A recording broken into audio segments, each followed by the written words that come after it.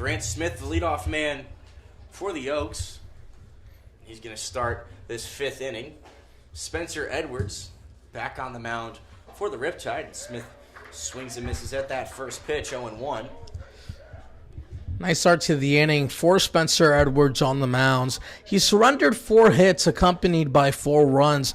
One of those hits, of course, that 2-run shot that scored 2 runs for the Conejo Oaks. But other than that, I think he's delivered a quality start. He's been eating up the innings, and there is some action in the bullpen with Josiah Castillo, I believe. And let's see what Orange County does moving forward. 0-2 count now. Swung on and missed. Strike 3, the third strikeout of the ball game for Spencer Edwards. And that now brings up the guy that hit that home run that you mentioned, Zach Gregory. Gregory is 1 for 2 with the bomb. He also had a hard hit line drive into right field that looked for a second like it might have been enough to lead the yard once again. However, Colton Freeman was there to retire him out in right field. And Chaz, you take a look at the scoreboard, and one major difference, of course, besides the scoring itself, is the errors. 4 errors for Conejo, 1 error for Orange County. And that just goes to show that errors are costly. Luckily, this time around, the Orange County Riptide are on the opposite end. Usually, we've seen their defense give up a ton of errors, but today they were able to capitalize with the Oaks making the mistakes. 1-1 count now to Gregory. And it's huge for the Riptide if Spencer Edwards is able to get out of this inning with still a lead and finish it. If they can get 5 innings with a lead from their pitcher, that's all you can ask for. Yeah, and especially the way these Orange County Riptide bats are swinging the bat, you know. He's put them in the driver's seat. He has a 2-run cushion. Take advantage of that. Stay around the strike zone, but go ahead and deliver those outside corner pitches. 1-2 count now to Gregory. That pitch was close, but the umpire says just outside, 2-2. And with hitters hitting from the right side, the outside pitch has a ton of room. But when they're hitting from the left side, like Gregory's now, the home plate umpire does not budge. That pitch does catch the outside corner, though. Strike 3, 2 straight strikeouts for Spencer Edwards. 4 now on the night. That was 2 really good-looking strikeouts there from Spencer Edwards. 2 down now in the top of the 5th inning. He's facing Raul Sandoval. Sandoval is grounded out twice tonight. And the biggest thing for this staff is the depth and how long can your starting pitcher go, because we know that this bullpen has been stretched really thin, especially by the leaving now of 3 more pitchers. Yeah, that's really tough. At one point in the season, we discussed the amount of pitchers that Orange County had. They had a surplus of them. This time around, they've ran low on that number. So it's pivotal for these starting pitchers to deliver some quality 5 or 6 innings, then hand it into the hands of the Here's bullpen. Here's the 0-2. Just outside, 1-2 from Edwards. Edwards worked a 1-2-3 inning back in the 3rd. Trying to make a 1-2-3 inning here in the 5th. That pitch is just outside, 2-2.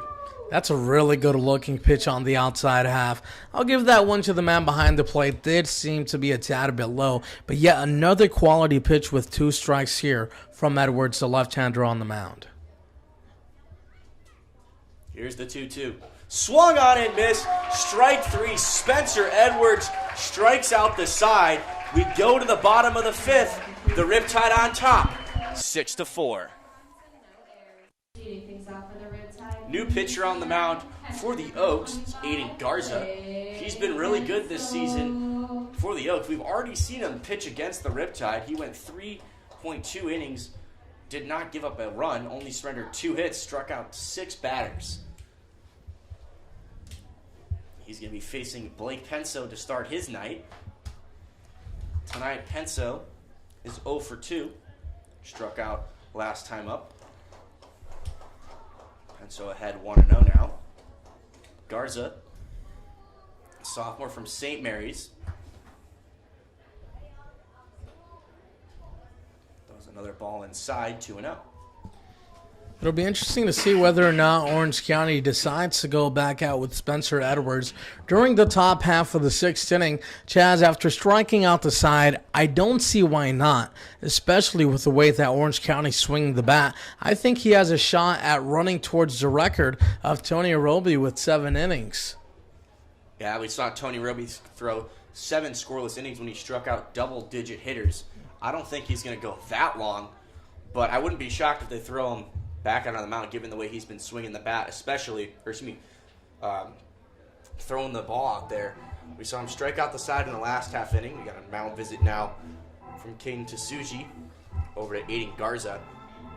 But I wouldn't be shocked if they throw him back out there with the short leash. They know he's already made a lot of pitches. Maybe if he gets up a hit or two, then they bring in the man from the bullpen. But we'll see. Josiah Castillo is no longer warming up in the bullpen now for the Riptide. So all signs probably look like he might be taking over as Penso swings and misses 2-2.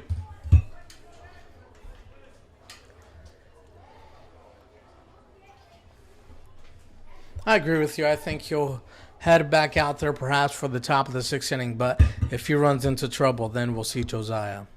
Here's the 2-2. Down the line into right. This could be extra bases. Penso rounds first. He's on his way to second. TJ Foreman throwing, hits the cutoff man. A leadoff double for Blake Penso. That is his 3rd extra base hit of the summer for the Riptide and his 2nd double. Blake Penso, he has a good set of wheels on him. We saw him run there, and no doubt about it, stand-up double for days. Did a nice job of taking the baseball the opposite way. Now Austin Krisick, who's been another great addition to the middle portion of the lineup for Orange County, has yet another opportunity to drive in a run. Already has 2 RBIs this evening.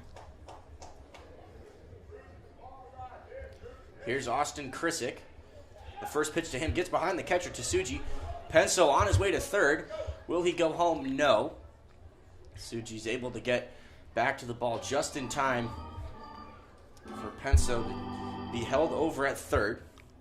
And you saw that the bench coach of the Riptide actually ran out onto the field to tell Mitch to perhaps, send Penso, just because for a brief second there the catcher behind the plate was unable to find the baseball.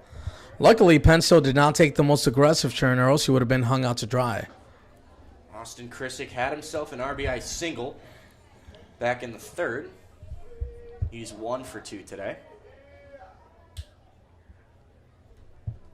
And, Jonathan, it seems like the bats of the Riptide are heating up at the right moments. Yeah, and frankly, at the moment, or kind of the last chances, better said, just because we're running out of time in the season, and especially against these opponents, the Conejo Oaks. This is the team who you're chasing in the standings for a playoff spot. So your best baseball wants to be played against them. And today, offensively, these guys are on a roll. Infield then shown by the Oaks, as Austin Krisick is now aboard with a 4-pitch walk. 2 on and nobody out for Cody Dries. And that's such a great at-bat there by Austin Krisick. Despite him having a runner aboard at third base, instead of trying to take matters into his own hands and lift a fly ball or bring in that RBI, he works out a walk. Cody Dries today is 0 for 2, but however, both of those were 2 hard lineouts, first to short and then into right. Yeah, Cody Dries has hit some baseballs hard, unfortunately, right at some players in the field for the Conejo Oaks. Let's see if we can find some outfield grass. Takes off for second. The throw down is not in time. Austin Krisick with a stolen base. I believe that is his first stolen base now of the summer. An aggressive take there by the Orange County Riptide. I did not expect Austin Krisick to run. Krisick did not get the best jump, and there was a quality throw behind the plate, but the shortstop covering the bag was just unable to apply the tag in time. And indeed it was the first stolen base of the summer. As Dries looks at a ball inside once again, 2-0. Dries working himself into a good hitter's count here. You do not want to be too over-aggressive because they might work around you with the base open. Middle infielders in shown.